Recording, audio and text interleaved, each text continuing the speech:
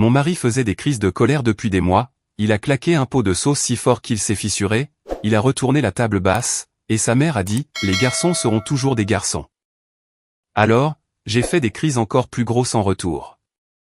J'ai épousé Nathan après 2 ans de relation, et tout allait bien jusqu'à ce que nous emménagions ensemble.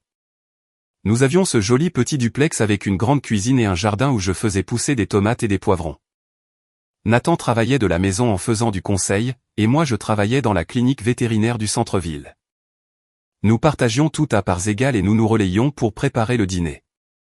La vie était belle jusqu'à environ 3 mois après le mariage, quand j'ai découvert qui était vraiment Nathan. Nous étions au supermarché et j'ai pris la mauvaise marque de sauce pour pâtes. Nathan m'a arraché le pot des mains et l'a claqué sur l'étagère si fort qu'il s'est fissuré. L'employé du magasin nous a juste regardés. Nathan a dit que la sauce contenait trop de sucre et est parti comme si de rien n'était. J'ai acheté la sauce quand même parce que nous en avions besoin pour le dîner. Quand nous sommes rentrés à la maison, Nathan a vu le pot dans le sac et l'a jeté à la poubelle. Puis il s'est fait un sandwich et est allé dans son bureau. Après ça, les crises ont commencé à se produire tout le temps. Si j'achetais la mauvaise crème pour le café, il vidait toute la bouteille dans l'évier pendant que je regardais. Si j'oubliais d'enregistrer son émission, il débranchait la télévision et la portait jusqu'au garage. Si le dîner n'était pas prêt quand il le voulait, il sortait toutes les casseroles et poêles du placard et les empilait sur le comptoir. Le pire, c'est quand je suis rentré tard d'une chirurgie d'urgence à la clinique. Nathan avait jeté tous les oreillers et toutes les couvertures de notre lit dans la baignoire et avait ouvert la douche. Il a dit que si je ne pouvais pas rentrer à l'heure, je ne méritais pas un lit confortable. J'ai dormi sur le canapé cette nuit-là pendant qu'il s'étalait sur notre matelas king size. Mon amie Lisa n'arrêtait pas de me dire de partir, mais je voulais d'abord gérer ça moi-même. Nathan avait toute une routine, il faisait sa crise, partait en trombe dans son bureau, puis revenait 1 heure plus tard en faisant comme si rien ne s'était passé. Il me demandait ce qu'il y avait pour le dîner ou si je voulais regarder un film. Si je lui parlais de ce qu'il avait fait, il disait que j'étais trop sensible et que je faisais toute une histoire pour rien. Une fois, j'ai essayé de lui en parler calmement, et il a jeté sa tasse de café contre le mur. Pas vers moi, mais assez près pour que je sursaute. Puis il a dit que j'étais dramatique à propos d'un petit bruit. Sa mère est venue nous rendre visite, et j'ai essayé de lui dire ce qui se passait. Elle a regardé Nathan retourner la table basse parce que j'avais oublié d'acheter ses barres protéinées. Et elle a dit, « Les garçons seront toujours des garçons. » Elle l'a vraiment dit. Puis elle m'a expliqué que son mari cassait des assiettes quand il était stressé et que c'était mon rôle de garder Nathan heureux. C'est à ce moment-là que j'ai compris que personne n'allait régler ça à part moi. Alors j'ai commencé à répondre avec la même énergie. Quand Nathan a jeté la télécommande contre le mur parce que le match buguait, j'ai pris son casque de jeu et je l'ai lancé par la porte de derrière dans le jardin. Il est sorti en courant et a passé 1 heure à le chercher dans le noir. Quand il a vidé mon shampoing cher parce que j'avais pris trop de temps sous la douche, j'ai pris toute son étagère de compléments alimentaires et de poudre protéinée et je les ai vidés dans la poubelle de la cuisine. Il a dû fouiller dans le marc de café et les restes de nourriture pour les récupérer. Quand il a fait tomber tous mes produits de maquillage du comptoir de la salle de bain parce que j'avais laissé un cheveu dans le lavabo, je suis allé dans son bureau et j'ai balayé tout ce qui se trouvait sur son bureau par terre. Son ordinateur portable a survécu, mais son café s'est répandu partout. Nathan a commencé à être déconcerté. Il faisait sa crise et attendait que je nettoie ou que je m'excuse, mais au lieu de ça, je faisais une crise encore plus grosse. Il jetait un livre contre la porte. J'en jetais 3. Il claquait les placards. Je les claquais plus fort. Il a commencé à crier que j'étais folle et hors de contrôle. Je criais en retour que j'exprimais simplement mes sentiments comme il le faisait. Le point de rupture est arrivé quand le patron de Nathan l'a appelé pour une importante réunion en visioconférence. Nathan était dans son bureau et moi dans la cuisine en train de préparer le déjeuner. J'ai accidentellement fait tomber une casserole et Nathan est sorti en trombe en hurlant à propos du bruit. Alors j'ai pris toutes les casseroles que nous possédions et j'ai commencé à les laisser tomber une par une. Le visage de Nathan est devenu d'un rouge profond qui a commencé au niveau du cou et est remonté jusqu'à la racine des cheveux. L'écran de son ordinateur portable montrait le visage de son patron Winston figé au milieu d'une question, et j'entendais sa petite voix dans les haut-parleurs demander ce que c'était que tout ce bruit. Nathan a claqué l'ordinateur portable si fort que j'ai cru que l'écran allait se fissurer. Il a commencé à marcher vers moi avec les poings serrés le long du corps. Et pendant une seconde, j'ai pensé à reculer, à m'excuser ou à faire quelque chose pour désamorcer la situation comme je le faisais toujours. Mais je tenais encore cette grande poêle en fonte dans la main, et quelque chose en moi a simplement refusé de bouger. Nathan s'est arrêté à environ 1 mètre de moi, et nous nous sommes juste regardés pendant qu'il respirait très fort par le nez. Je voyais quelque chose de différent dans ses yeux que je n'avais jamais vu auparavant. Quelque chose qui ressemblait presque à de la peur, comme s'il réalisait soudain que je n'allais pas reculer cette fois. Il a ouvert la bouche comme s'il allait me crier dessus, mais rien n'est sorti. Puis il s'est retourné et a donné un coup de poing dans le mur du couloir si fort que son poing a traversé le plâtre. Le bruit était un craquement affreux, puis il secouait sa main en jurant, et il est allé directement dans son bureau et a claqué la porte si fort que tout le duplex a tremblé. J'ai entendu le verrou se fermer depuis la cuisine où j'étais. J'ai posé la poêle sur le comptoir, et mes mains tremblaient. Toutes les autres casseroles étaient éparpillées sur le sol de la cuisine comme un parcours d'obstacles complètement fou. J'ai commencé à les ramasser une par une et à les remettre dans le placard, et mon cœur battait si fort que je le sentais dans ma gorge. À travers la porte du bureau, j'entendais Nathan parler au téléphone, et sa voix avait cette pointe de panique aiguë que je n'avais jamais entendue auparavant. Je me suis approché de la porte et j'ai collé mon oreille contre elle. Il disait à quelqu'un que j'avais perdu la tête, que j'avais volontairement saboté son importante réunion de travail, qu'il ne savait plus quoi faire de moi. J'ai réalisé qu'il parlait à sa mère. Il répétait des choses comme « elle est hors de contrôle » et « je ne peux plus vivre comme ça » et « tu dois venir ici et lui parler ». Je me suis éloigné de la porte et je suis allé m'asseoir sur le canapé du salon. Mon téléphone était sur la table basse et je l'ai ouvert sur mes photos. J'avais pris des photos de tout ce que Nathan avait détruit au cours des derniers mois sans vraiment réfléchir à pourquoi. Il y avait le pot de sauce fissuré du supermarché, la literie trempée dans la baignoire, mon maquillage éparpillé sur le sol de la salle de bain, le trou dans le mur là où il avait jeté sa tasse de café, la télécommande cassée, ma bouteille de shampoing vide dans le lavabo. J'avais des dizaines de photos documentant chacune de ces crises. Moins d'1 heure plus tard, j'ai entendu une clé tourner dans notre porte d'entrée. Nathan avait dû donner une clé à sa mère sans me demander parce que Lorraine est entrée directement comme si elle était chez elle. Elle n'a même pas frappé. Elle est entrée dans le salon où j'étais encore assise sur le canapé et s'est tenue là avec les mains sur les hanches, en me regardant comme une enfant mal élevée. Elle a commencé un sermon sur la façon dont une épouse doit respecter le temps de travail de son mari, créer un environnement domestique paisible et être solidaire au lieu d'être destructive. Elle a dit que Nathan avait d'importantes responsabilités et que je devais comprendre que mon comportement affectait sa carrière. Je suis restée assise là à l'écouter parler sans fin, puis j'ai levé mon téléphone. J'ai commencé à lui montrer les photos une par une sans rien dire. Le pot de sauce fissuré, la literie trempée, mon maquillage partout, les dommages au mur, les bouteilles vides. Elle s'est tue en regardant chaque photo et son visage a pris une expression pincée comme si elle avait mordu dans quelque chose d'acide. Quand je suis arrivé à la dernière photo, elle m'a rendu mon téléphone et a dit que nous devions tous les deux grandir. Pas seulement Nathan, nous deux. Comme si j'étais tout aussi responsable de ce chaos dans lequel nous vivions. La porte du bureau de Nathan s'est ouverte et il est sorti avec l'air tout ébouriffé, les cheveux en bataille.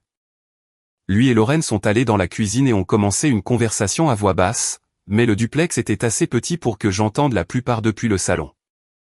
Lorraine lui a dit qu'il devait gérer sa femme, et ces mots exacts m'ont retourné l'estomac. Nathan s'est plaint que j'avais changé, que j'étais autrefois douce et facile à vivre, que maintenant j'étais impossible à vivre. Il n'a pas mentionné son propre comportement ni le fait qu'il faisait des crises depuis des mois avant que je commence à riposter. Lorraine a dit quelque chose sur le mariage qui demandait du travail et sur le fait que les deux personnes devaient faire des compromis, puis elle a dit à Nathan que les hommes devaient parfois se montrer fermes avec leurs femmes. J'avais envie de me lever et de leur jeter quelque chose à tous les deux, mais je suis resté assise sur le canapé en serrant la coudoir si fort que mes jointures sont devenues blanches.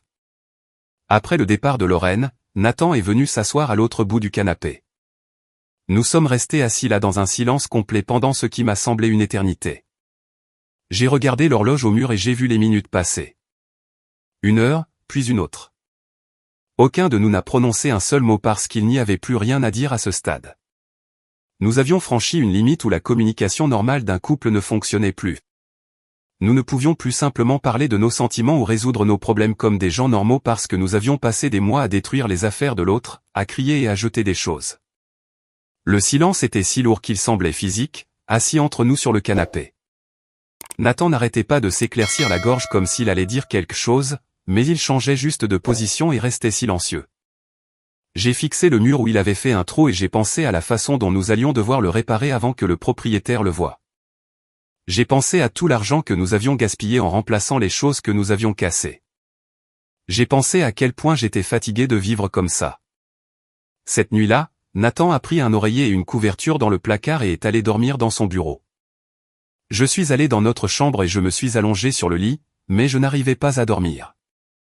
Je fixais le plafond en pensant à tout ce qui s'était passé. J'avais répondu à l'énergie de Nathan comme je pensais devoir le faire, comme si je me défendais et refusais de me laisser marcher sur les pieds. Mais allongé là dans le noir, j'ai réalisé que répondre à ces crises n'avait rien arrangé du tout. J'avais juste prouvé que je pouvais être aussi destructif que lui. Nous vivions tous les deux dans une zone de guerre que nous avions créée ensemble. Le duplex qui semblait autrefois être un foyer ressemblait maintenant à un champ de bataille. Mes tomates et mes poivrons dans le jardin étaient probablement en train de mourir parce que je n'avais plus eu l'énergie de m'en occuper depuis des semaines. Tout ce que nous avions construit ensemble s'effondrait, et je ne savais pas comment l'arrêter.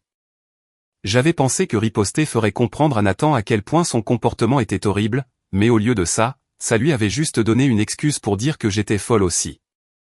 Je me suis finalement endormi vers 3 heures du matin, plus épuisé que je ne l'avais jamais été de ma vie. Le lendemain matin, je me suis réveillé à l'odeur du café. Je suis entré dans la cuisine et j'ai trouvé Nathan debout près de la machine à café avec un grand faux sourire sur le visage. Il m'a demandé ce que je voulais pour le petit déjeuner avec une voix joyeuse qui sonnait complètement faux après tout ce qui s'était passé la veille. Je suis resté là à le regarder, essayant de comprendre s'il était sérieux. Je lui ai dit que nous devions parler de ce qui nous arrivait, des disputes et de la destruction, et de sa mère qui était entrée chez nous sans être invitée. Le faux sourire de Nathan s'est encore élargi et il a dit qu'il n'y avait rien à dire si j'arrêtais simplement de tout dramatiser. Il a dit que nous pourrions revenir à la normale si je me calmais et arrêtais de créer des problèmes là où il n'y en avait pas. J'ai senti quelque chose se briser en moi quand il a dit ça. Pas de façon dramatique, juste cette calme prise de conscience que Nathan croyait sincèrement que rien de tout cela n'était sa faute. Il pensait que j'étais le problème. Il pensait que si je retournais simplement à être calme et à accepter ses crises, tout irait bien. Je ne lui ai rien dit d'autre. Je suis retourné dans la chambre et je me suis préparé pour le travail. J'ai conduit jusqu'à la clinique vétérinaire du centre-ville et je suis entré par l'entrée de service comme d'habitude. Ma collègue Alissa était dans la salle de pause en train de faire du café et elle a vu mon visage et m'a demandé si tout allait bien à la maison. J'ai ouvert la bouche pour lui donner ma réponse habituelle que tout allait bien, mais au lieu de ça, j'ai senti mes yeux se remplir de larmes. Alissa a posé sa tasse de café, m'a pris le bras et m'a emmené dans la réserve. Elle a fermé la porte derrière nous et j'ai commencé à pleurer. Pas des pleurs jolies, mais le genre où on ne peut plus respirer correctement et où le nez coule partout. Je lui ai tout raconté, la sauce pour pâtes au supermarché, Nathan qui jetait des choses, qui vidait mon shampoing, qui trempait notre literie dans la baignoire. Je lui ai dit comment j'avais commencé à riposter et à faire des crises encore plus grosses que les siennes. Je lui ai parlé des casseroles la veille, de Nathan qui avait donné un coup de poing dans le mur et de sa mère qui était arrivée sans être invitée. Alissa a écouté toute l'histoire sans m'interrompre une seule fois. Quand j'ai enfin arrêté de parler et que j'ai essuyé mon visage avec une serviette en papier, Alissa est restée silencieuse 1 minute. Puis elle m'a dit très doucement que ce que je décrivais ressemblait à une relation abusive. J'ai commencé à argumenter parce que Nathan ne m'avait jamais vraiment frappé, mais elle a levé la main. Elle a dit que l'abus n'était pas seulement physique et que détruire des biens, contrôler et créer un environnement effrayant comptait aussi. Elle a dit que même si je ripostais maintenant, ça ne rendait pas les choses meilleures. Elle a dit que 2 personnes qui se détruisaient mutuellement n'étaient pas une relation. C'était une destruction mutuelle. Elle m'a demandé si c'était vraiment comme ça que je voulais vivre le reste de ma vie. Je suis resté là dans la réserve entouré de cartons de matériel médical et de sacs de nourriture pour chiens, et j'ai réalisé que je n'avais pas de réponse à cette question.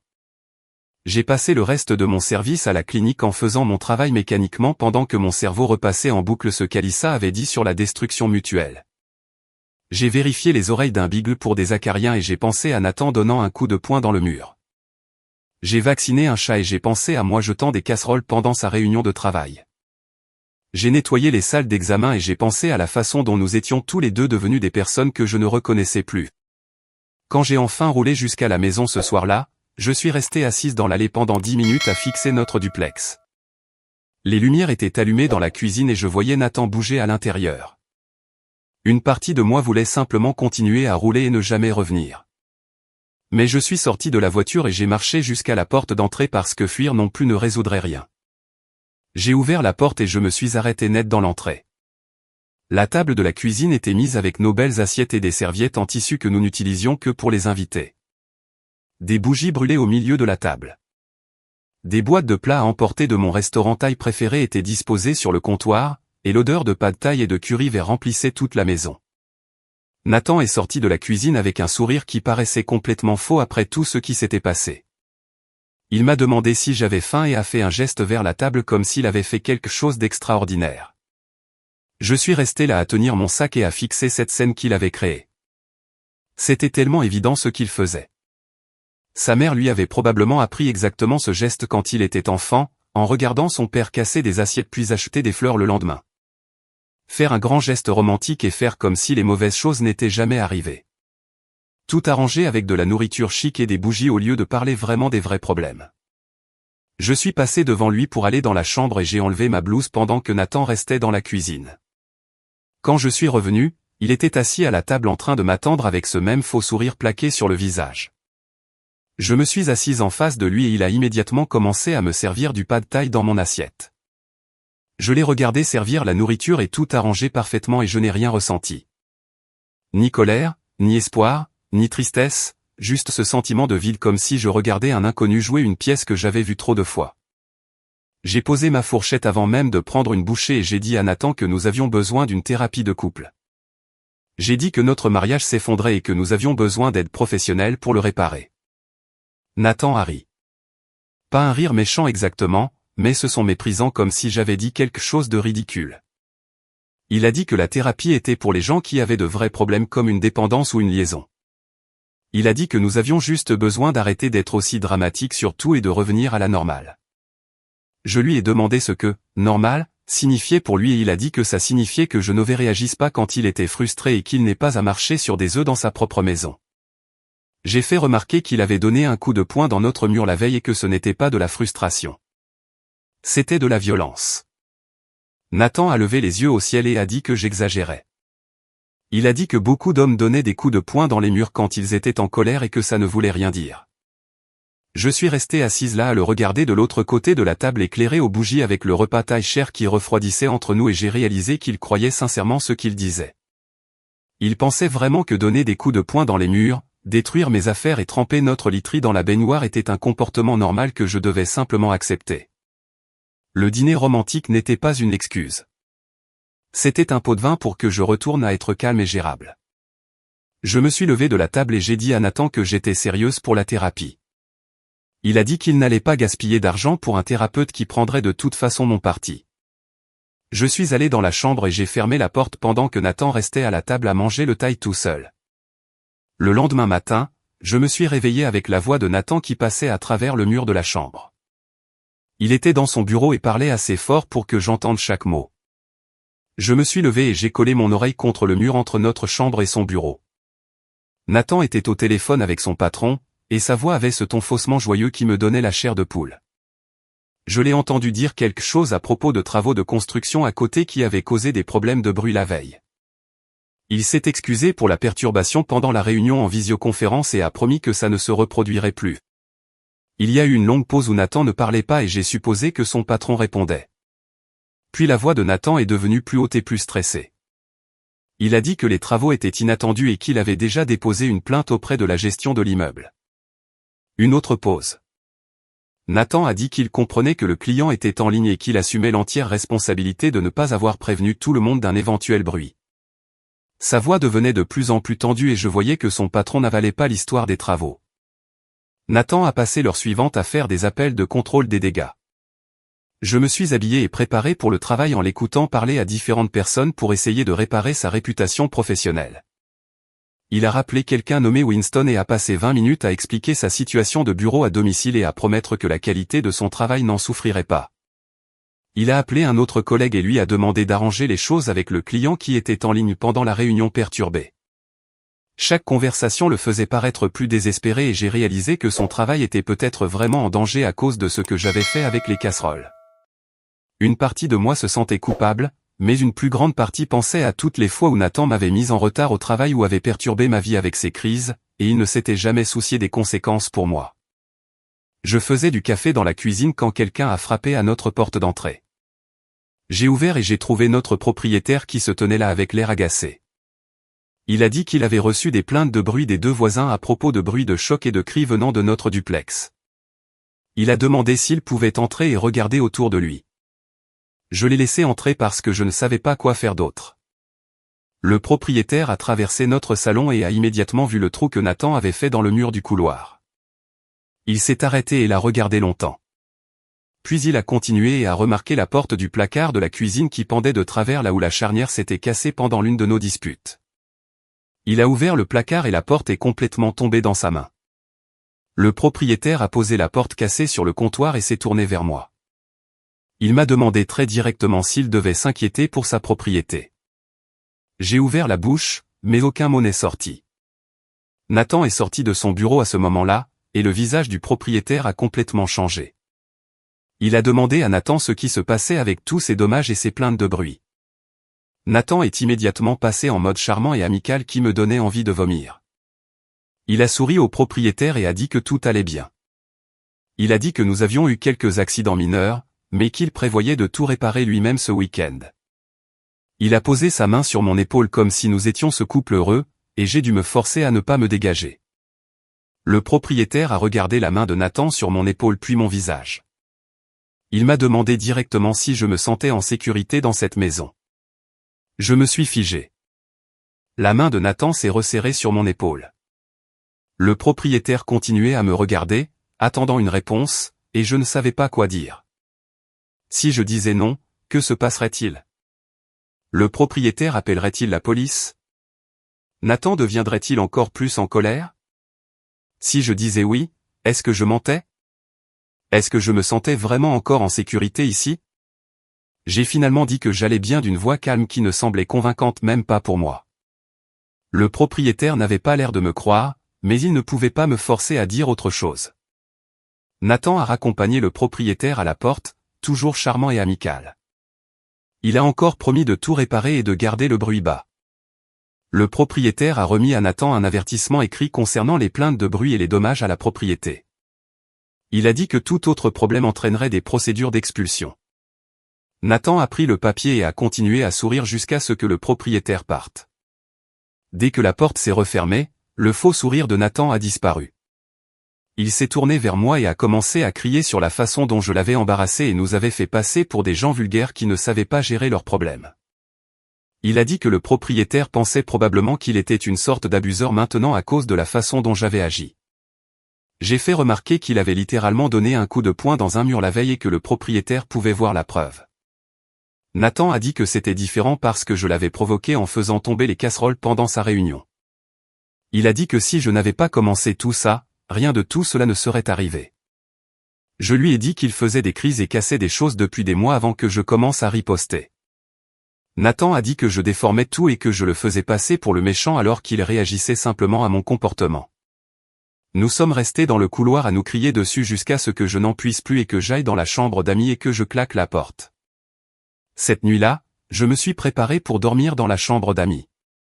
J'avais apporté mon oreiller et des couvertures plus tôt. J'étais juste en train de me glisser sous les couvertures quand j'ai entendu Nathan dans le couloir. La porte de la chambre d'amis s'est ouverte et Nathan est entré.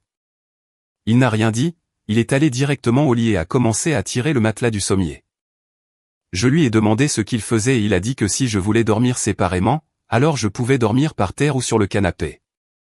Il a traîné le matelas hors de la chambre d'amis et dans le couloir jusqu'à son bureau.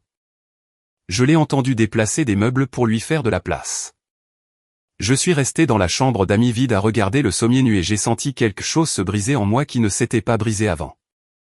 Ce n'était pas de la colère ou de la destruction pendant une dispute. C'était une punition froide et calculée parce que j'avais essayé de poser une limite. J'ai pris mon oreiller et je suis allé sur le canapé du salon.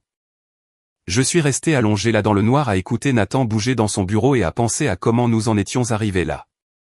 J'ai pensé au supermarché et à la sauce pour pâtes et à comment cette première crise aurait dû être un signal d'alarme. J'ai pensé à toutes les fois où j'avais trouvé des excuses pour lui ou essayé de réparer les choses moi-même au lieu de partir. J'ai pensé à comment j'avais commencé à répondre à ces crises, en pensant que ça lui ferait voir à quel point son comportement était horrible, mais au lieu de ça ça lui avait juste donné des munitions pour dire que j'étais folle aussi. Le lendemain au travail, mon amie Ellie m'a trouvé dans la salle de pause. Elle avait entendu par Alyssa que les choses allaient mal à la maison. Ellie m'a demandé si je voulais venir rester chez elle pendant quelques jours. Elle avait une chambre d'amis et a dit que je pourrais avoir un peu d'espace pour réfléchir à ce que je voulais faire. Je suis resté assise là avec mon café qui refroidissait dans mes mains et j'ai sérieusement envisagé d'accepter. Ce serait si facile de juste faire un sac et partir pour un moment. Mais ensuite j'ai pensé à Nathan qui resterait dans notre duplex en agissant comme s'il avait gagné quelque chose. J'ai pensé à comment je serais encore celle qui s'adapte et qui s'accommode pendant qu'il garderait son espace et sa routine. J'ai dit à Ellie merci, mais je ne quitterai pas ma propre maison. Nathan était celui qui avait le problème, et j'en avais assez d'être celle qui devait partir ou changer ou réparer les choses. Ellie avait l'air inquiète, mais elle a dit qu'elle comprenait. Elle m'a fait promettre de l'appeler à n'importe quel moment, jour ou nuit, si j'avais besoin d'aide. J'ai promis et je suis retourné au travail, mais j'ai pensé à son offre toute la journée. Une partie de moi se demandait si j'étais stupide de rester, mais une autre partie de moi était juste tellement fatiguée de fuir les problèmes ou d'essayer de me faire plus petite pour que les autres soient à l'aise. Quand je suis rentré ce soir-là, la porte du bureau de Nathan était fermée et verrouillée. J'entendais le clavier et lui parler au téléphone.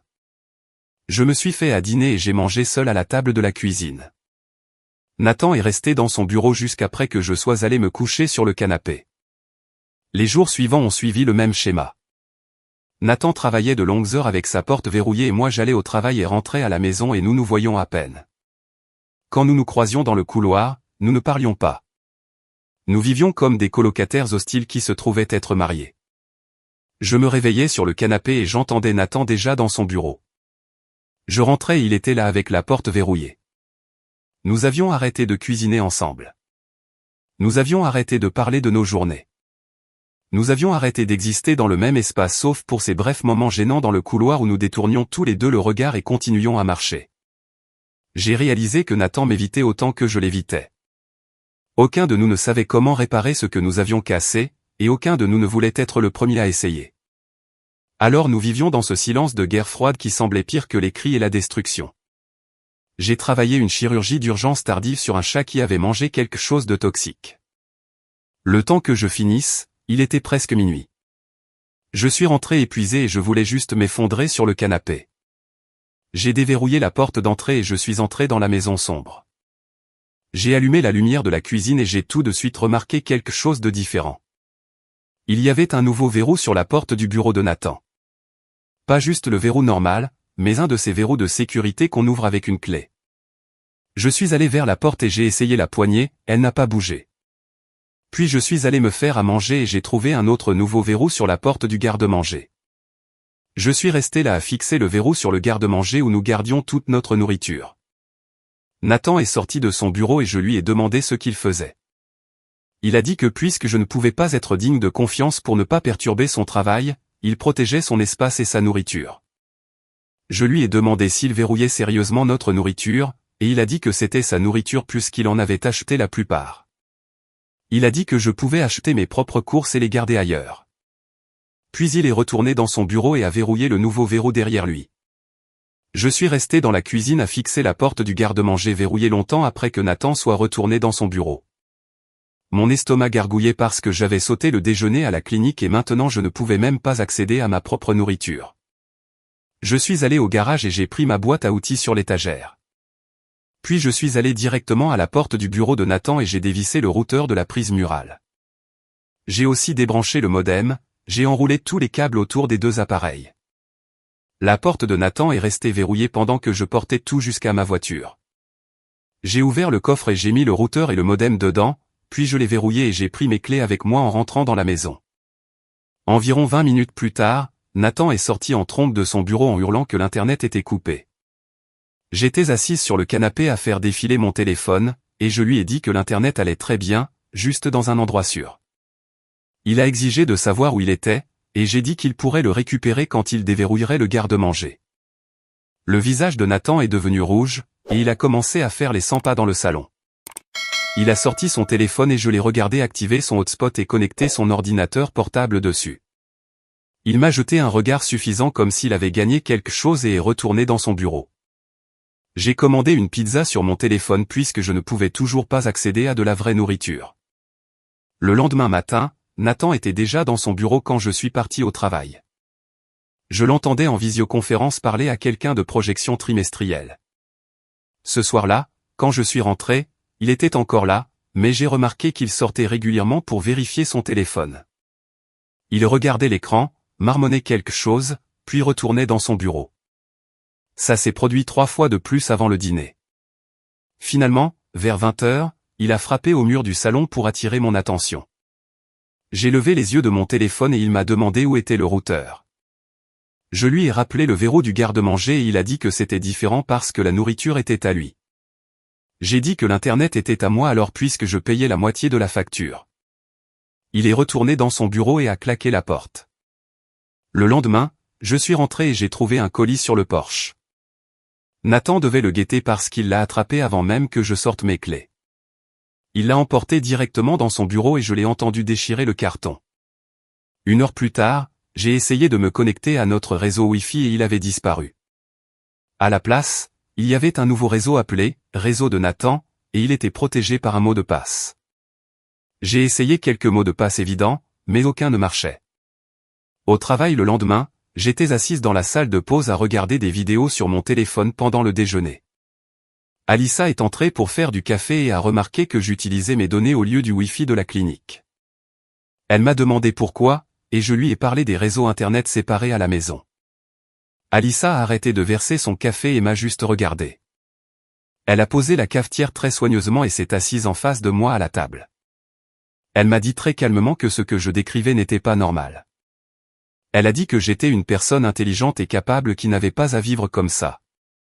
Je lui ai dit que je savais que ce n'était pas normal, mais que je n'allais plus laisser Nathan me marcher sur les pieds. Alissa a tendu la main par-dessus la table et a posé sa main sur la mienne. Elle a dit que répondre à sa folie ne me rendait pas forte. Ça me faisait juste participer à quelque chose qui me détruisait. J'ai retiré ma main et j'ai dit que je devais retourner au travail. J'ai évité Alissa le reste de la journée parce que je ne voulais pas entendre ce qu'elle disait, même si je savais qu'elle avait raison. Nathan a commencé à rater des délais au travail. Je l'entendais à travers la porte de son bureau faire des appels stressés à son patron. Un après-midi, il est resté là plus d'1 heure et je l'ai entendu dire qu'il aurait tout terminé avant la fin de la journée. Ce soir-là, la porte de son bureau s'est ouverte violemment et Nathan est sorti l'air furieux. Il a dit que Winston l'avait convoqué pour une discussion sérieuse sur ses performances. Il a dit que son patron menaçait de le mettre sur un plan d'amélioration des performances. Nathan est resté dans le couloir et a crié que c'était entièrement ma faute parce que j'étais difficile et que je rendais sa vie à la maison si stressante qu'il ne pouvait pas se concentrer sur son travail. J'étais assise sur le canapé et j'ai dit que personne ne l'avait forcé à passer toute son énergie sur des tactiques de vengeance au lieu de son vrai travail. Nathan a attrapé sa mallette près de la porte et l'a jetée à travers la pièce. Elle a heurté le mur juste à côté du trou qu'il avait fait avant et a fait un nouveau trou dans le plâtre. La mallette est tombée par terre et les papiers se sont éparpillés partout. Il y a eu un coup à la porte 10 minutes plus tard. Nathan et moi nous sommes figés et nous nous sommes regardés. Je me suis levé et j'ai ouvert, c'était notre propriétaire avec un porte-bloc. Il n'avait pas l'air content. Il a dit que les voisins des 2 côtés avaient signalé un autre gros bruit et qu'il en avait assez des avertissements. Il m'a remis un avis écrit officiel sur papier à en-tête. L'avis disait que tout autre dommage à la propriété ou perturbation entraînerait des procédures d'expulsion. Il nous a demandé à tous les 2 de signer pour reconnaître que nous l'avions reçu. Nathan est venu à la porte et nous avons tous les 2 signé nos noms sur le formulaire. Le propriétaire l'a repris et a dit qu'il possédait ce duplex depuis 15 ans sans aucun problème jusqu'à ce que nous emménagions. Il nous a regardés tous les 2 et a dit que quoi que nous nous fassions l'un à l'autre, ça devait s'arrêter ou nous devions partir. Puis il est retourné à sa voiture et est parti. Nathan est retourné dans son bureau sans rien dire. Je suis resté assise sur le canapé et j'ai regardé les 2 trous dans le mur et les papiers éparpillés sur le sol. J'ai pensé au garde-manger verrouillé, au réseau internet séparé et à la façon dont nous ne pouvions même plus être dans la même pièce. J'ai pris mes clés et je suis sorti jusqu'à ma voiture. Je suis resté assise dans l'allée avec le moteur éteint à fixer le duplex. 1 heure est passée et je n'arrivais toujours pas à me forcer à rentrer. La maison était devenue un endroit où tout ressemblait à une bataille et j'étais fatigué tout le temps. Je n'avais pas peur que Nathan me frappe parce qu'il ne l'avait jamais fait. Mais tout l'environnement était devenu toxique et chaque jour ressemblait à traverser une zone de guerre. J'ai sorti mon téléphone et je suis resté là à le tenir, sans savoir qui appeler ni quoi dire. J'ai fini par appeler Ellie vers 21 h ce soir-là, toujours assise dans ma voiture avec le moteur éteint. Elle a décroché à la 2e sonnerie, et j'entendais sa télévision en fond. Je lui ai tout raconté, la vie du propriétaire, les réseaux internet séparés et comment Nathan et moi vivions pratiquement comme des ennemis dans la même maison. Ellie a écouté sans m'interrompre, et quand j'ai fini, elle a dit que je pouvais venir chez elle quand j'en avais besoin, que son canapé était toujours disponible. Puis elle s'est tue une seconde avant de dire, peut-être qu'il était temps de parler à un avocat juste pour comprendre mes options. Je l'ai remercié et j'ai raccroché, puis je suis resté assise là à fixer mon téléphone pendant encore 20 minutes avant de rentrer. Le lendemain matin, j'ai cherché des avocats en divorce pendant ma pause déjeuner à la clinique. Je me suis dit que je collectais juste des informations, pas que je prévoyais vraiment de partir. J'ai trouvé quelqu'un nommé Patricia Chen, qui avait de bons avis et de la disponibilité cette semaine. J'ai pris rendez-vous pour le jeudi après-midi et je n'en ai pas parlé à Nathan. Quand le jeudi est arrivé, je suis parti du travail plus tôt et j'ai conduit jusqu'à son bureau dans un immeuble du centre-ville. La salle d'attente avait des chaises inconfortables et des magazines de 6 mois plus tôt. Patricia m'a appelé après 10 minutes et nous nous sommes assises dans son bureau avec une grande fenêtre donnant sur le parking. Elle m'a demandé pour mon mariage et je lui ai donné les faits de base sur les crises de Nathan et ma riposte. Elle a pris des notes sur un bloc jaune et m'a demandé si Nathan m'avait déjà fait du mal physiquement. J'ai dit non, il ne m'avait jamais frappé ni rien de ce genre. Puis elle m'a demandé pour l'abus émotionnel et je me suis figé parce que je ne savais pas comment répondre. Patricia a posé son stylo et m'a expliqué que détruire des biens, contrôler et créer un environnement hostile comptaient tous comme des formes d'abus même sans violence physique. Elle a dit que ce que je décrivais correspondait à un schéma qu'elle avait vu de nombreuses fois auparavant. Elle a sorti des brochures sur l'abus domestique et des ressources de soutien, puis m'a dit de réfléchir sérieusement à savoir si je voulais essayer de sauver ce mariage ou me protéger en partant. J'ai pris les brochures et les ai mises dans mon sac, puis je suis rentré en voiture en pensant au mot « abus » et à savoir s'il s'appliquait vraiment à ma situation. Je suis entré dans le duplex et j'ai trouvé un homme étrange qui travaillait dans notre cuisine. Il était sur une échelle en train de boucher le trou que Nathan avait fait dans le mur et il y avait des outils étalés sur le comptoir. Nathan est sorti de son bureau quand il m'a entendu entrer et m'a expliqué qu'il avait engagé un ouvrier pour réparer tous les dommages avant le retour du propriétaire. L'ouvrier a jeté un regard entre nous et a continué à travailler, mais je voyais qu'il se sentait mal à l'aise. Il sentait probablement la tension qui émanait de nous deux. Je suis allé dans la chambre sans rien dire à Nathan et j'ai fermé la porte. Plus tard dans la soirée, après le départ de l'ouvrier, Nathan m'a trouvé dans la cuisine en train de préparer le dîner. Il m'a dit d'une voix froide et formelle qu'il réparait tout pour que nous ne soyons pas expulsés, en me parlant comme à une partenaire d'affaires plutôt qu'à sa femme. J'ai réalisé que nous n'avions pas eu de vraie conversation depuis plus d'une semaine, juste ces échanges tactiques sur des questions pratiques. Il m'a demandé à quelle heure je rentrerais demain, et je lui ai dit mon heure habituelle. Puis il a hoché la tête et est retourné dans son bureau. J'ai mangé seul à la table en regardant le mur fraîchement réparé. Au travail le lendemain, Alissa m'a coincé dans la réserve et m'a demandé comment ça allait à la maison. J'ai essayé de l'esquiver, mais elle n'a pas lâché. Elle a dit que j'avais l'air épuisé et stressé et qu'elle s'inquiétait pour moi. J'ai fini par admettre que Nathan et moi nous parlions à peine et vivions comme des colocataires hostiles. Alissa a dit que même si Nathan ne voulait pas aller en thérapie de couple, j'avais besoin de parler à quelqu'un parce que cette situation me pesait clairement. Elle a affiché le site web d'une thérapeute sur son téléphone et m'a montré le profil de quelqu'un nommé Heidi Molina qui travaillait sur les problèmes de couple et les traumatismes. J'ai pris une photo de l'écran et j'ai promis à Alissa que j'y réfléchirais. J'ai appelé le cabinet d'Heidi cet après-midi-là et j'ai pris rendez-vous pour le mardi suivant.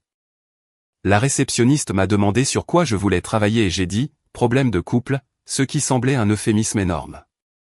Quand le mardi est arrivé, je suis parti du travail à 16 h et j'ai conduit jusqu'au cabinet d'Heidi de l'autre côté de la ville.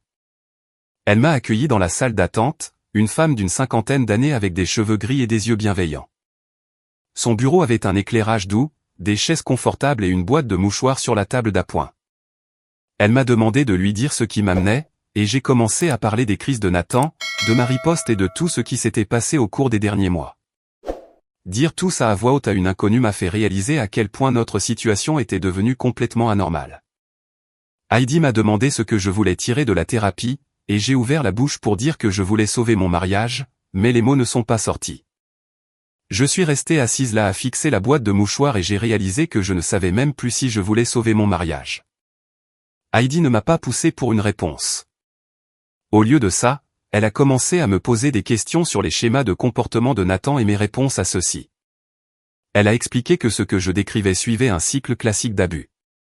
Même si Nathan ne me frappait pas, elle a dit que ma riposte était une réponse traumatique au sentiment d'impuissance dans ma propre maison. Puis elle a dit quelque chose qui m'a frappé fort, répondre à sa destructivité ne me redonnait pas de pouvoir, ça me faisait juste participer à mon propre mal. Je suis sorti de cette séance avec l'impression que quelqu'un avait pris tout ce que je croyais savoir sur ma situation et l'avait retourné. J'ai continué à voir Heidi 2 fois par semaine après ce premier rendez-vous. Au fil des séances suivantes, les choses ont commencé à devenir plus claires dans ma tête. J'avais été tellement concentré sur la preuve que je ne me laisserais pas marcher sur les pieds que j'avais perdu de vue si cette relation valait même la peine de se battre. Nathan n'avait pas du tout changé depuis que j'avais commencé à répondre à ses crises. Il était juste devenu plus sournois dans ses tactiques de contrôle, comme verrouiller le garde-manger et créer des réseaux internet séparés. J'étais épuisé d'être constamment sur mes gardes dans ma propre maison.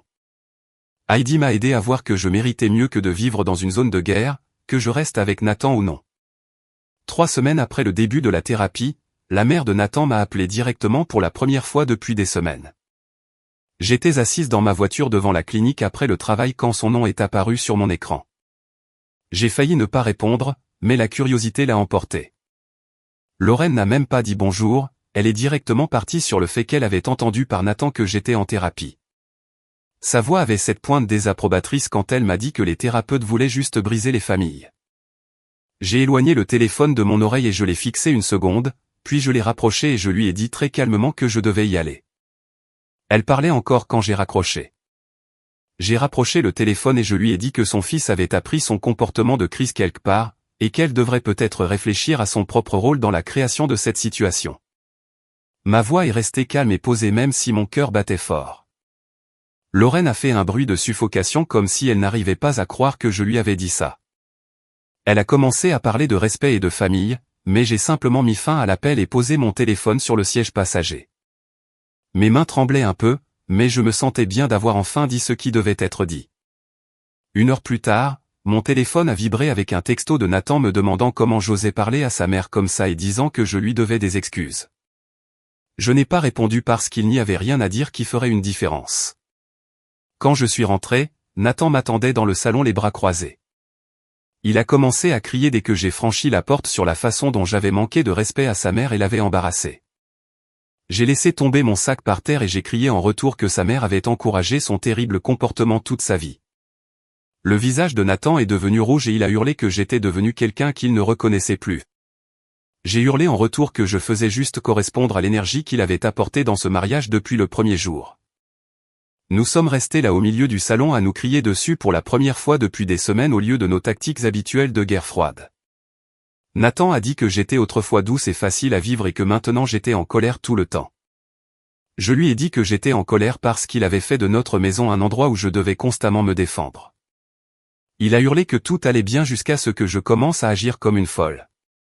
J'ai hurlé que tout n'avait jamais été bien et que j'avais juste eu trop peur de me défendre. Nathan s'est soudain arrêté au milieu d'une phrase et tout son corps semble s'être dégonflé. Il s'est approché du mur et s'est laissé glisser jusqu'à s'asseoir par terre avec les genoux relevés. Il a mis sa tête dans ses mains et a dit qu'il ne savait pas comment nous en étions arrivés là. Sa voix est sortie calme et fatiguée au lieu d'être en colère. Il a dit qu'il ne savait pas comment réparer ça et c'était la première chose honnête qu'il avait dite depuis des mois. Je suis resté là à le regarder et j'ai réalisé que j'étais épuisé aussi. Toute la colère est sortie de moi et je me suis juste senti vide et triste.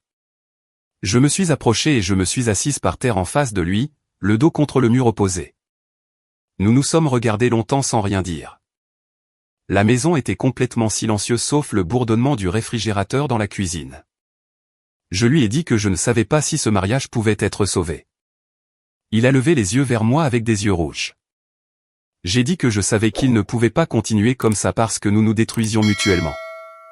Nathan a hoché lentement la tête et a essuyé son visage avec sa manche. Nathan a commencé à parler d'une voix basse de son père et de comment il regardait son père jeter des choses et crier sur sa mère. Il a dit que son père cassait de la vaisselle quand il était stressé et que sa mère nettoyait juste et faisait comme si rien ne s'était passé. Nathan a dit qu'il avait grandi en pensant que c'était normal et que c'était comme ça que les hommes géraient leurs sentiments. Il a regardé le sol et a admis qu'il avait des problèmes de colère. Il a dit qu'il ne voulait pas être comme son père, mais qu'il ne savait pas comment être différent parce que c'était la seule façon qu'il avait jamais vue de gérer les conflits. Sa voix s'est un peu brisée quand il a dit qu'il avait peur d'être déjà devenu exactement comme son père. Je suis restée assise là à digérer ce qu'il venait de me dire et à penser à toutes les séances de thérapie avec Heidi. J'ai dit à Nathan que j'accepterais d'essayer une thérapie ensemble s'il était sérieux sur le changement. J'ai dit que j'avais besoin de voir un vrai effort et pas juste des mots parce que les mots étaient faciles. Nathan a levé les yeux et m'a demandé si je pensais vraiment que la thérapie pouvait aider. J'ai dit que je ne savais pas, mais que je savais que nous ne pouvions pas réparer ça tout seul. Il a hoché la tête et a dit qu'il trouverait un thérapeute de couple et prendrait rendez-vous. Pour la première fois depuis des semaines, j'ai ressenti ce petit espoir que peut-être nous pourrions vraiment traverser ça. Nathan a sorti son téléphone là sur le sol et a commencé à chercher des thérapeutes. Je l'ai regardé faire défiler les options et lire les avis à voix haute. Il en a trouvé un qui avait de bonnes notes et qui se spécialisait dans le conseil conjugal et la gestion de la colère. Il a appelé le cabinet et a laissé un message pour demander un rendez-vous le plus tôt possible. 3 jours plus tard, Nathan a reçu un appel du cabinet du thérapeute disant qu'ils avaient une place ce jeudi. Nathan a pris le rendez-vous et me l'a dit quand je suis rentré du travail. Le jeudi est arrivé et nous nous sommes tous les deux préparés en silence. Nous avons conduit jusqu'au cabinet du thérapeute dans des voitures séparées parce que je voulais avoir mon propre moyen de partir si j'en avais besoin. La salle d'attente avait des murs beiges, des chaises confortables et des magazines sur une petite table. Nathan et moi nous sommes assis l'un à côté de l'autre mais nous n'avons pas parlé. Nous fixions juste les murs ou nos téléphones, nerveux à l'idée de ce que nous allions affronter ensemble. Une femme est sortie et a appelé nos noms.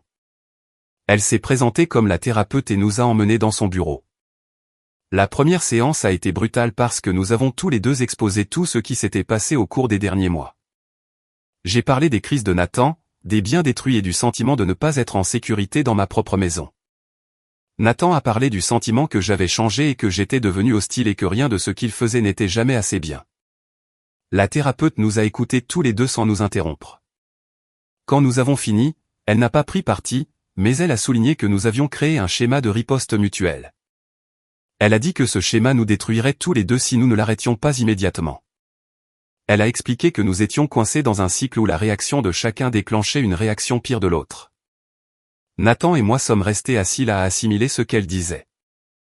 La thérapeute nous a donné des devoirs pour pratiquer une communication respectueuse de base.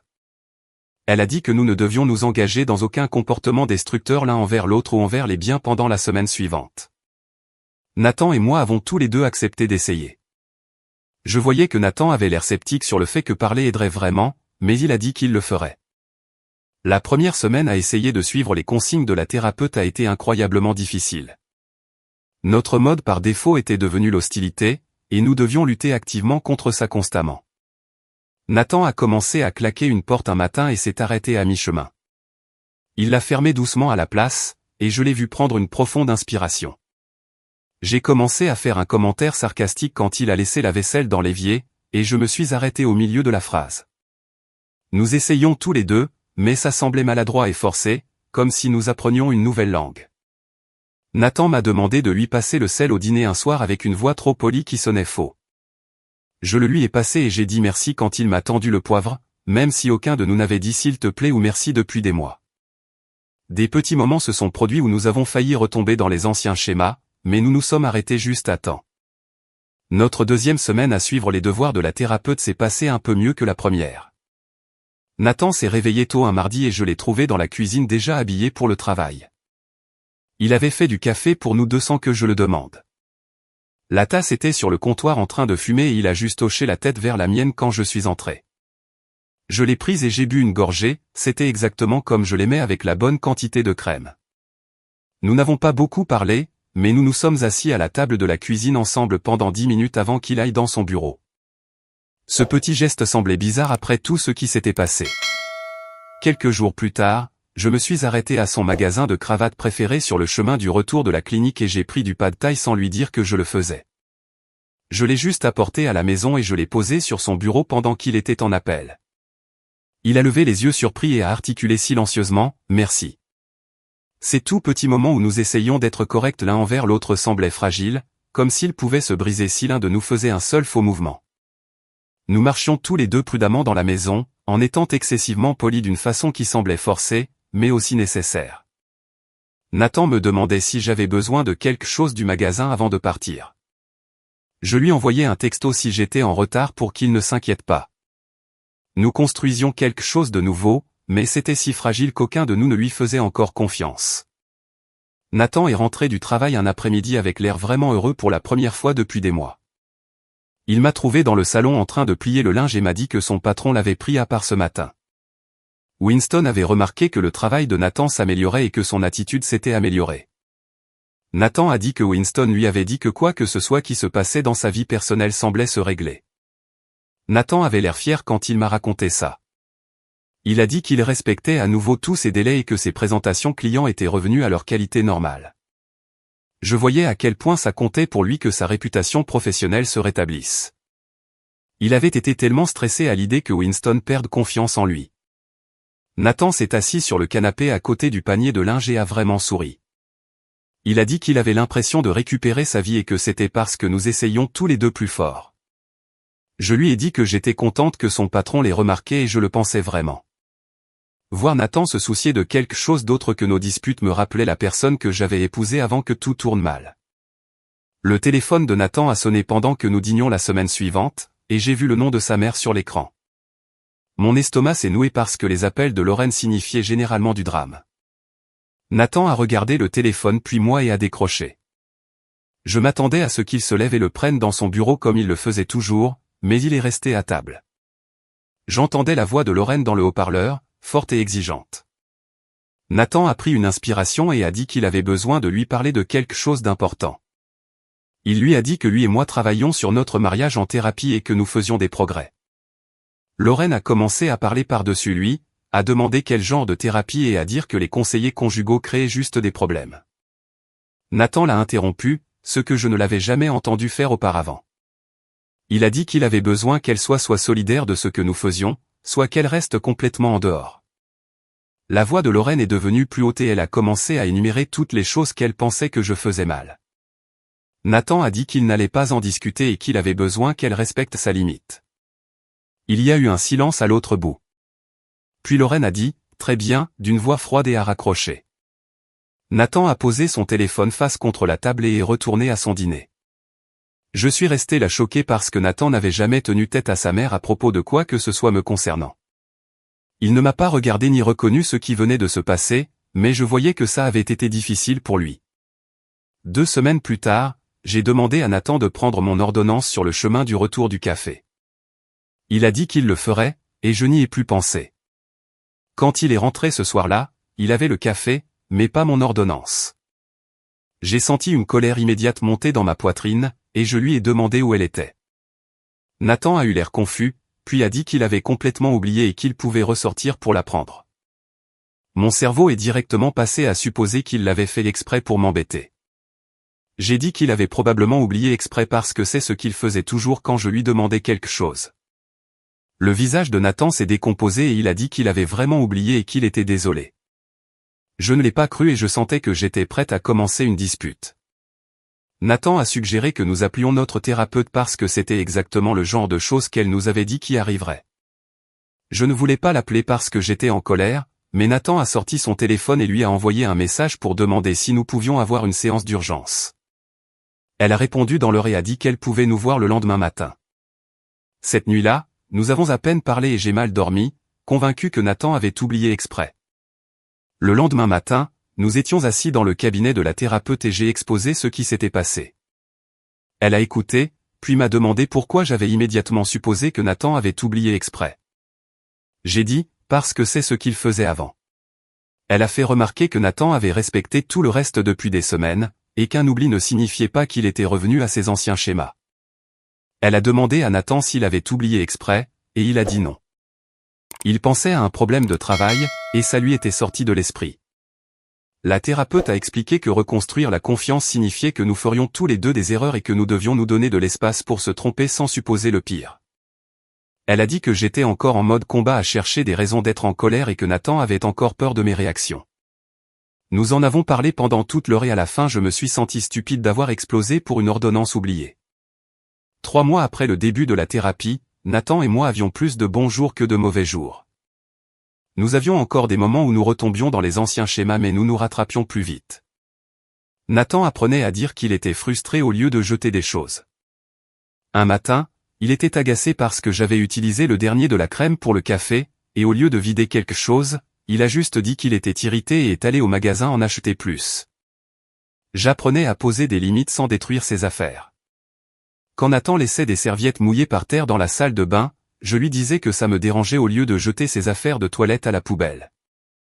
Nous travaillions dur tous les deux, mais ça ressemblait encore à du travail. Notre thérapeute nous rappelait constamment que le changement prenait du temps et que nous ne devions pas nous attendre à défaire des mois de mauvais schémas du jour au lendemain. Nathan était meilleur pour exprimer ses sentiments, et moi j'étais meilleur pour ne pas passer directement à la riposte. Nous nous disputions encore parfois, mais les disputes ne se transformaient plus en destruction. Nous parlions vraiment des problèmes, ce qui semblait bizarre et lent, mais efficace. J'ai remarqué que je n'étais plus constamment sur mes gardes à attendre que Nathan explose. Il a remarqué que je ne cherchais plus de raison pour riposter. Nous construisions quelque chose qui semblait plus stable, même si c'était différent de ce que nous avions avant. Notre bail arrivait à renouvellement, et nous n'étions pas sûrs que le propriétaire nous laisserait même rester. Il nous avait donné cet avertissement officiel à propos des dommages à la propriété et des plaintes de bruit. Nathan l'a appelé pour demander le renouvellement et le propriétaire est passé le lendemain pour inspecter le duplex. Il a traversé toutes les pièces en regardant les murs, les sols et les placards. Nathan avait réparé les trous dans les murs et remplacé les charnières des placards cassés. Tout avait l'air propre et intact. Le propriétaire semblait surpris. Il a dit qu'il avait remarqué que c'était calme depuis des mois et qu'il n'y avait plus de plaintes des voisins. Nathan lui a dit que nous avions travaillé sur nos problèmes et que les choses allaient beaucoup mieux maintenant. Le propriétaire nous a regardés tous les deux et a dit qu'il était content que nous ayons réglé ça parce qu'il était prêt à commencer les procédures d'expulsion.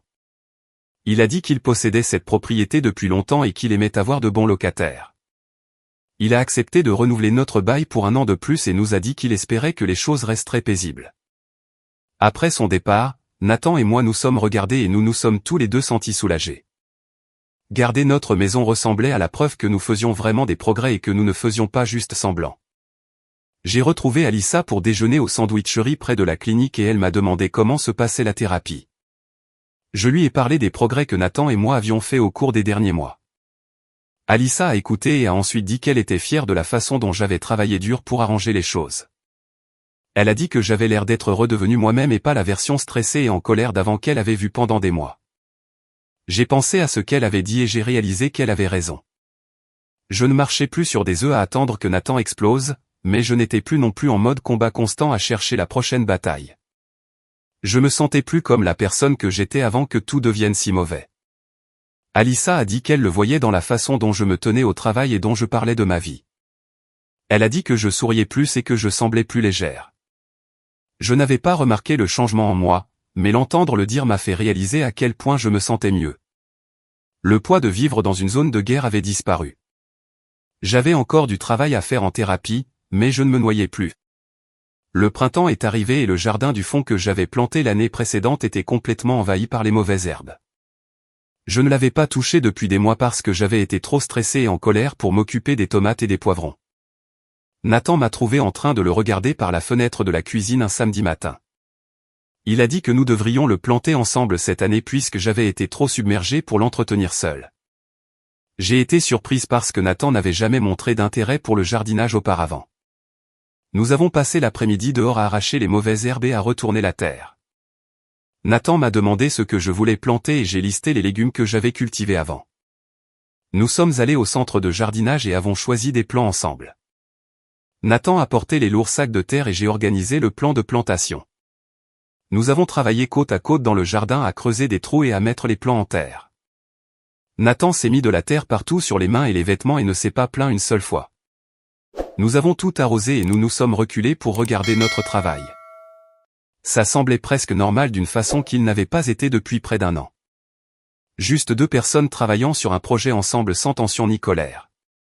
Le jardin est devenu quelque chose que nous entretenions tous les deux au cours des semaines suivantes, et ça faisait du bien de partager cette responsabilité.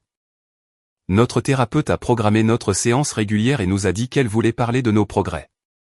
Elle a dit que Nathan et moi avions fait des améliorations significatives dans notre façon de communiquer et de gérer les conflits. Elle a souligné que nous étions passés de la destruction mutuelle à la résolution réelle de problèmes, mais elle nous a averti que nous devions rester prudents avec nos schémas, surtout pendant les périodes stressantes. Elle a dit que les outils que nous avions appris en thérapie ne fonctionnaient que si nous continuions à les utiliser. Elle nous a recommandé de continuer la thérapie mensuellement en maintenance au lieu d'arrêter complètement. Elle a expliqué que de nombreux couples arrêtaient la thérapie dès que les choses s'amélioraient et retombaient ensuite dans les anciens schémas quand le stress arrivait. Nathan et moi avons tous les deux accepté de continuer mensuellement. Nous avions travaillé trop dur pour risquer de perdre les progrès que nous avions faits. La thérapeute a dit qu'elle était fière de nous deux pour avoir fait le travail difficile du changement. Elle nous a rappelé que la croissance était continue et que nous devions célébrer le chemin parcouru tout en restant conscients que nous devrions toujours être intentionnels dans notre relation. La mère de Nathan a appelé et a dit qu'elle voulait nous rendre visite le week-end suivant. Nathan m'a demandé si ça me convenait et j'ai dit oui même si j'étais nerveuse. Lorraine est arrivée le samedi après-midi et je m'attendais à la tension et au jugement habituel, mais elle s'est assise à notre table de cuisine et nous a regardés tous les deux avec une expression sérieuse. Elle a dit qu'elle voulait s'excuser auprès de moi pour avoir minimisé les problèmes dans notre mariage et encouragé le comportement de Nathan. Je suis restée assise là stupéfaite parce que Lorraine ne s'était jamais excusée pour quoi que ce soit. Elle a dit que voir Nathan presque perdre son mariage lui avait fait réfléchir à son propre mariage et au schéma qu'elle lui avait transmis. Elle a admis que le père de Nathan l'avait traité de la même façon et qu'elle l'avait normalisé en appelant ça « les garçons seront toujours des garçons ». Elle a dit qu'elle réalisait qu'elle avait appris à Nathan que le comportement destructif était acceptable alors que ce n'était pas le cas. Lorraine a regardé Nathan et lui a dit qu'elle était désolée de ne pas l'avoir tenu responsable. Puis elle m'a regardé et a dit qu'elle était désolée de m'avoir fait sentir que son comportement était ma faute. Je ne savais pas quoi dire, alors j'ai juste hoché la tête. Nathan a tendu la main par-dessus la table et a serré la main de sa mère. Lorraine est restée pour le dîner et toute la visite semblait différente de toutes les autres fois où elle était venue chez nous. Elle essayait vraiment d'être solidaire au lieu d'être critique. Après son départ, Nathan et moi nous sommes assis sur le canapé et il a dit qu'il n'aurait jamais pensé que sa mère admettrait qu'elle avait tort sur quoi que ce soit. J'ai dit que ça signifiait beaucoup qu'elle ait réfléchi à son propre rôle dans la situation. Nous nous sentions tous les deux comme si les choses changeaient vraiment pour le mieux. 6 mois après ce jour avec les casseroles, Nathan et moi sommes dans un bien meilleur endroit, même si nous savons tous les deux que nous ne sommes pas complètement guéris. Nous avons appris à nous rattraper avant de retomber dans les anciens schémas, et nous parlons vraiment des problèmes maintenant au lieu de détruire des choses. La semaine dernière, Nathan a commencé à s'énerver pour quelque chose au travail, et je l'ai vu serrer les poings. Il s'est arrêté, a pris 3 profondes respirations comme notre thérapeute le lui avait appris, et m'a dit qu'il avait besoin de 10 minutes seul. J'ai dit, d'accord, et je suis allé dans le jardin pour vérifier les tomates. Quand il est ressorti, il s'est excusé d'avoir besoin d'espace et m'a expliqué ce qui le dérangeait avec de vrais mots. Ces moments semblent encore nouveaux et fragiles, mais ils arrivent plus souvent que les mauvais jours. Nous nous sommes disputés hier à propos de qui devait nettoyer la salle de bain, et Nathan a élevé la voix. J'ai senti que j'avais envie de crier plus fort comme avant, mais au lieu de ça, j'ai dit que nous avions besoin de faire une pause dans la conversation. Nous sommes tous les deux allés dans des pièces séparées pendant 20 minutes et quand nous sommes revenus, nous en avons parlé calmement. La salle de bain a été nettoyée et personne n'a rien jeté ni claqué de porte. Je continue la thérapie individuelle avec Heidi parce que j'ai réalisé que j'avais mon propre travail à faire au-delà des problèmes de couple. Elle m'aide à comprendre pourquoi j'étais resté si longtemps avant de me défendre et comment maintenir des limites de manière saine. Lors de la dernière séance, elle m'a demandé ce que je retirais de répondre aux crises de Nathan, et j'ai dû vraiment y réfléchir. Je lui ai dit que ça me faisait me sentir puissante après des mois à me sentir impuissante et petite. Elle a fait remarquer que le vrai pouvoir venait du choix de la façon de répondre, pas de prouver que je pouvais être tout aussi destructive. Ça m'a frappé fort parce qu'elle avait raison. J'avais été tellement concentré sur le fait de ne pas être une victime que j'étais devenu quelqu'un que je ne reconnaissais pas. Heidi me donne des devoirs chaque semaine sur la reconnaissance de mes propres schémas et déclencheurs. Cette semaine, je suis censé remarquer quand je me sens sur la défensive et me demander si la situation nécessite vraiment une défense ou si je réagis à partir d'une ancienne peur. Nathan commence sa propre thérapie individuelle pour travailler sur les problèmes de colère qui vont plus loin que notre mariage. Il me dit que sa thérapeute l'aide à comprendre comment son enfance a façonné ses réponses et qu'il est déterminé à briser le cycle. Il est rentré de sa séance jeudi dernier et a dit qu'il avait eu une percée à propos de regarder son père détruire des choses quand il était en colère. Nathan a dit qu'il avait appris que casser des choses était la façon dont les hommes géraient la frustration parce que c'est ce qu'il avait vu en grandissant. Sa thérapeute lui apprend d'autres façons de traiter la colère qui n'impliquent ni destruction ni contrôle. Je vois qu'il essaie vraiment et ça signifie tout pour moi. Nous ne sommes pas parfaits et nous avons encore des jours difficiles, mais nous avons construit quelque chose de différent de ce que nous avions avant, une relation basée sur une vraie communication au lieu de la peur et de la riposte. Je suis sincèrement pleine d'espoir pour notre avenir ensemble d'une façon que je n'aurais pas pu imaginer il y a 6 mois quand je laissais tomber des casseroles sur le sol de la cuisine. Et oui, c'est la leçon. Rien de sophistiqué, juste quelque chose qui vaut la peine d'y réfléchir une minute. Si ça a aidé ne serait-ce qu'un peu, alors ça a rempli son rôle.